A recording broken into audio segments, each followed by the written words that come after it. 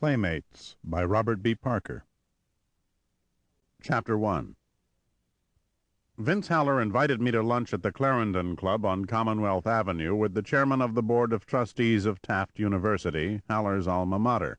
No sneakers, Haller told me, no jeans, no open shirts with that idiotic gold chain you wear that's at least 6 years out of fashion. Susan gave it to me, I said. Sure, Haller said, and gave me a look I'd seen him give witnesses during cross-examination. It was a look that said, "You are a bigger simp than Michael Jackson." Which is why, on the last day of February, I was strolling up Commonwealth in my gray suit, wearing a blue Oxford shirt with a traditional roll in the collar and a yellow silk tie that whispered power. My cordovan loafers gleamed with polish, and I had a brand-new Browning 9mm on my belt just back of my right hip. The Browning was flat and the holster canted forward so that the gun snuggled into the hollow over my right kidney and didn't disturb the rakish drape of my suit. I was dressed to the nines, armed to the teeth, ready to lunch with the wasps. If I hadn't been me, I'd have wished I were. Haller was waiting for me in the entry hall. He was wearing a double-breasted camel-hair coat and a winter vacation tan that seemed even darker around his gray hair and mustache. Haller said, "Spenser," in his big courtroom voice, and put out his hand. I took it. A retainer in a black suit took Haller's coat and hung it for him, and Haller and I went up the stairs toward the main dining room. The Clarendon Club looked as it should. 20-foot ceilings, curving marble staircase, dark oak paneling. It had once been the enclave of Bostonians of English descent, a redoubt outside of which the masses had huddled in appropriate exclusion. Now it was an ecumenical enclave, accepting anyone with money and pretending they were wasps. Baron Morton was waiting for us at a table. He stood when we approached. Haller introduced us, and we shook hands and sat down. "Drink to start, Mr. Spenser," Morton said.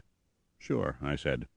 A white-coated waiter was instantly there. I ordered beer. Morton had Chivas and soda tall with a twist. Haller had a martini. The waiter scuttled off to get the drinks, and I sat back to wait. I knew how this would go.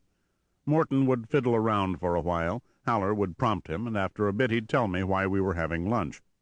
"So you're a detective," Morton said.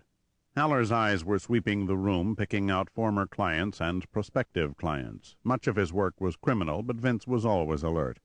"Yes," I said. "How does one get into that line?"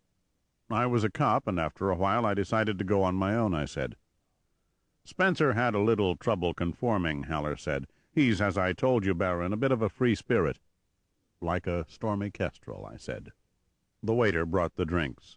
Morton took a dip into his and said, "Stormy kestrel, by God!" He laughed and shook his head. "What kind of living can someone make doing this, if I'm not being too nosy?" "Varies," I said. "Averages out to sufficient." "Is there much danger?" "Just enough," I said. Morton smiled. The waiter handed out menus. We ordered lunch. "So, what do you need from Spenser?" Haller said. Morton looked apologetic.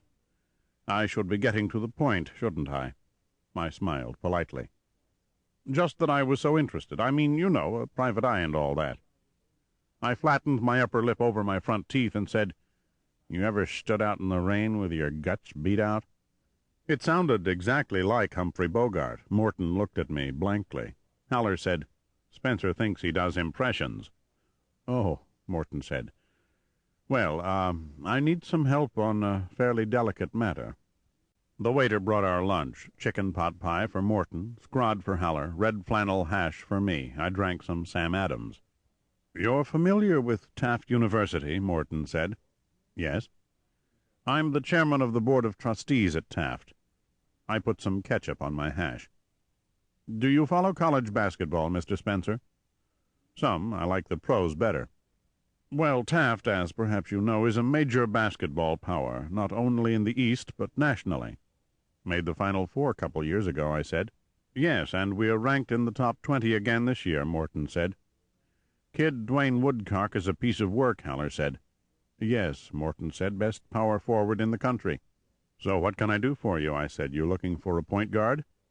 Morton took in some air, slowly, and let it out slowly through his nose. "I guess I'll have to finally say it," he said.